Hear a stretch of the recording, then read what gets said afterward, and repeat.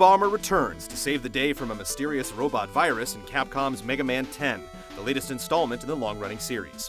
It follows in the footsteps of 2008's Mega Man 9, returning to the series' roots in a classic NES-style adventure. Has the nostalgia worn off, or do some new additions keep this throwback feeling fresh?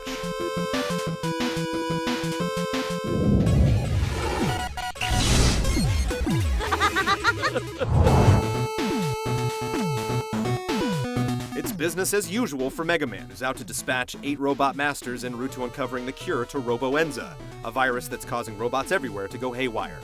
It's typical Mega Man fare, with all the campy moments you've come to expect. While its predecessor had more fun mocking the series' running gags and themes, 10 has its moments. The story elements are a nice touch, but this time around, it's more about the action.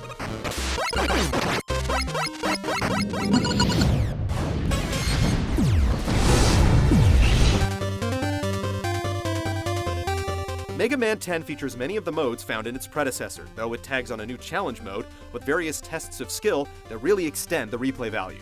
The main game has you inching your way to the 8 robot masters and the inevitable levels beyond leading up to the final confrontation. There's action aplenty with hardly a moment's rest as you tackle numerous enemies, death traps, and obstacles.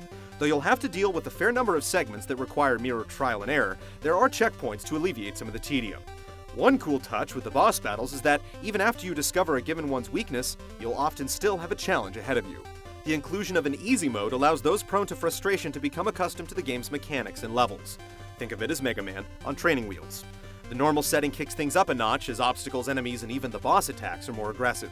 If things get too difficult, you can head back over to the shop introduced in Mega Man 9 to purchase power-ups to even the odds.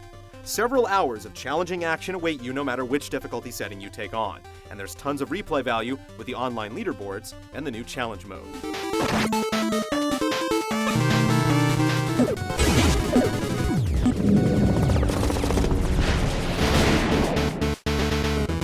Like its predecessors, Mega Man 10 requires insane reflexes in order to jump and blast your way to victory.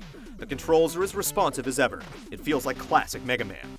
This time around, Proto Man joins the fight, and you'll be able to play as either character from the get-go. Proto Man mixes it up with his ability to slide, charge his shots, and deflect enemy attacks with his shield while in midair.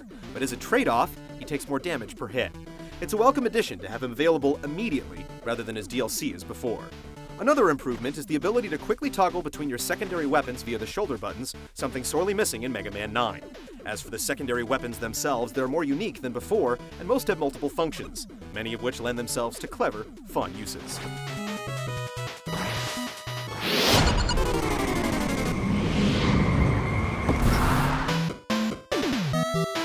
Mega Man 10 succeeds in reproducing an 8-bit style, though with refinements that wouldn't have been possible back in the olden days.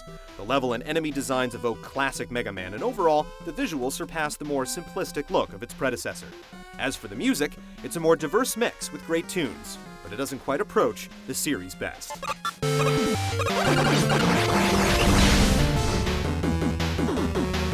Capcom has once again successfully recreated a classic Mega Man game while improving the package with tweaks and new content. Those intimidated or even frustrated by the normal difficulty of a Mega Man game can fall back on the easy mode, making the experience more accessible than ever. The Blue Bomber once again proves he still has what it takes.